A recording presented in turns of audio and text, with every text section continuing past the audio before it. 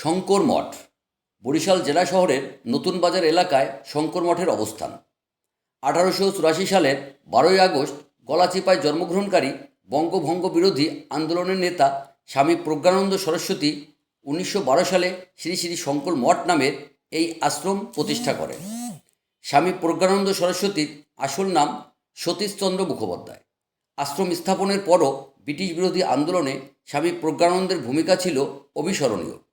এমনকি 1971 সালের মহান মুক্তিযুদ্ধে শঙ্কর মঠ মুক্তিযোদ্ধাদের আশ্রয়স্থল হিসেবে সর্বদা উন্মুক্ত ছিল। 3 গম্বুজ বিশিষ্ট শঙ্কর মঠের শীর্ষে স্থাপিত রয়েছে ধাতু নির্মিত ওং চিহ্ন এবং একটি ত্রিশূল।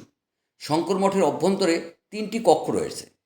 মঠের মূল কক্ষে একটি কোষ্ঠীপাথরের নির্মিত শিবলিঙ্গ রাখা রয়েছে, আর দুই পাশের একটি কক্ষে আছে শঙ্করানন্দের বিগ্রহ এবং অন্যটিতে স্বামী প্রজ্ঞানন্দ সরস্বতীর সমাধি মন্দির।